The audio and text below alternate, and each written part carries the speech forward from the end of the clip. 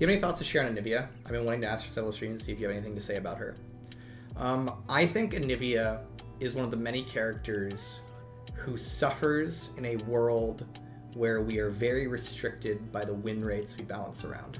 Many characters, you know, years and years and years and years ago, were able to function better with simpler, more fair kits because they could just be at higher win rates to make up for the fact that you could just outplay them. Nowadays, the amount of win rates we're allowed to balance characters around is a lot more restricted, and I think that generally means that certain types of characters need significantly more agency to make up for the fact that they can't just, you know, on average be more powerful. And I think ANIVIA is one of those characters. So if I was ever to do changes to ANIVIA, I don't think she's like in dire straits or needs like massive changes to be for what it's worth, but if I was ever to do changes to ANIVIA, the things I would do would be straight up to make her less fair. Because that is a way you can buff a character without increasing their win rate. And ANIVIA tends to sit at very high win rates, which means we can't really buff her in terms of win rate. And so instead, I would look to things that make her have more agency over her opponents. So as an example, spicy take on ANIVIA, I wonder if ANIVIA is supposed to get her RE back. For those of you who don't know, it used to be a thing way back in the day where ANIVIA could just put R under you and immediately E you for double damage. And that was a little messed up. But she's got to fight against Yone. So maybe things like that. Or maybe that's not what you get. Maybe ANIVIA's Q should be faster. Maybe it's just literally, her Q should just be a faster spell to keep up with the people she's fighting against. It's just kind of an idea that if you have a character who's around 52% win rate, and folks are like, hey, she doesn't feel very strong, the way to buff that character is not just make them stronger. The way to buff that character is to give them more agency over some of the high agency characters they're playing against. Because what is ANIVIA playing against in mid lane nowadays? She's playing against like Yasuos and Yones and Katarinas and Zeds, these characters who are zipping and teleporting all around, and she probably feels a little slow in comparison. All that said, I don't know if ANIVIA is really bad. I think she's actually like pretty good nowadays. So I don't think she needs changes. But just noting that like ANIVIA is the type of character where if it felt like she needed changes, the changes I would potentially think about are ways to give her more agency as opposed to just making her more powerful.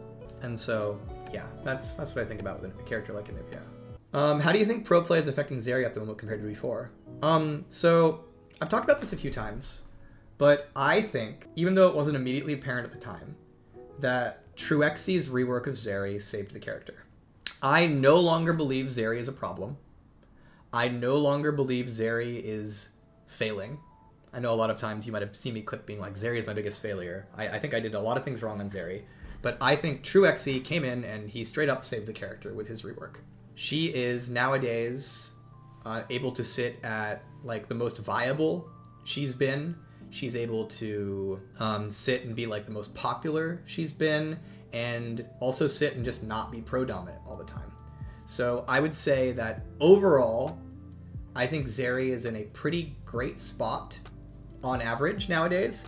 And specifically, the big thing is it used to be that if ZERI ever got popular, or ever started getting played, or ever felt powerful, you knew a nerf was coming. If you saw ZERI's in your game more than once in a blue moon, you're like, yeah, she's getting nerfed. Because like that's how it was. It's no longer the case. Nowadays, ZERI can go for extended periods of time and just not be nerfed because she's just fine. That said, if we do nerf ZERI, it's still probably going to be around pro. That's not necessarily a bad thing though. There are just some characters who are better in the hands of pro players, and sometimes they're going to be too strong in pro, and sometimes we'll have to nerf them for pro. And ZERI still is one of those characters. But there is a big difference between every time you're viable, we immediately nerf you because of pro, and you can never be viable for the average player, and you get to be viable a lot of times, and every once in a while you become meta and we hit you. There's a big difference between that. One is really bad and sucks to be a player. The other one is just like, yeah, some characters are better in pro, and every once in a while we'll have to adjust them for pro, but that's okay. And I think ZERI is very much in the second camp nowadays. And so, personally, I'm pretty happy with where she is. I think Truexy did an incredible job on the rework, and I think folks like Xanos did some really good jobs on like doing the right buffs for her in the past to make her feel like a real character. And my guess is that she may need to be nerfed for pro soon. By the way, I say all this, but like she might need a little nerf in the future. She's definitely like one of those AD mid laners they think about, and she's definitely like pretty zippy right now. But so I could definitely see a world where she gets nerfed in the future. Just saying that's very possible. But that said, there's a big difference again between every time you're in pro, we have to gut you because you're always taking over, and anytime you're remotely powerful, you just get bopped. And where she is right now, where it's like, yeah, sometimes she's good in the pro meta, sometimes she's a little dominant, and sometimes she needs a little takedown. Big difference, and right now she's in the second camp, and I think that's a huge win for her. So I'd say personally pretty happy with how she's ended up in the long term.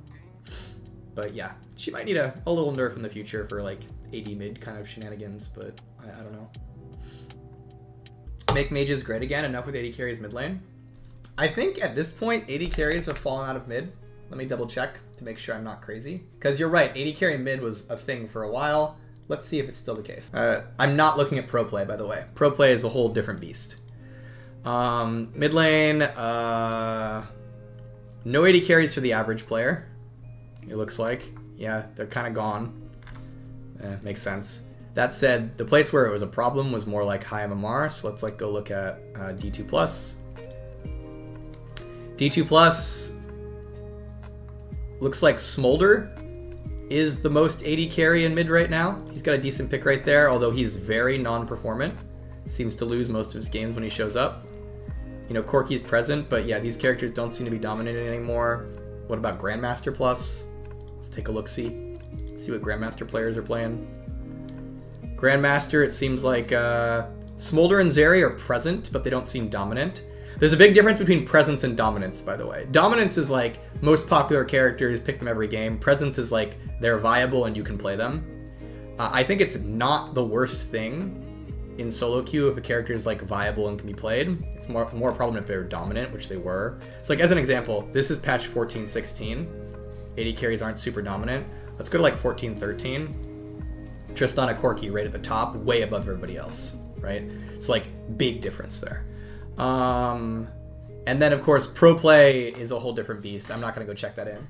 But it looks to me like right now there are a couple AD carries that are like viable mid, which I don't think is a bad thing. I'm gonna be straight up with you. I don't think it's bad when certain like different classes are viable in different lanes. People come in and talk to me about range top. I think range top is fine. I don't think range top should be the best thing you can play. I don't think it should be completely broken.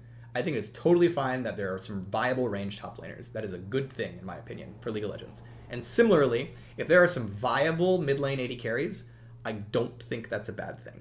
That is very, very different from AD carries being dominant in mid lane and like the main thing you should be playing. That, not great. But it seems like, at least in solo queue, we've moved away from that. Whether or not that's the case in pro play, I'm not sure. I haven't checked pro recently.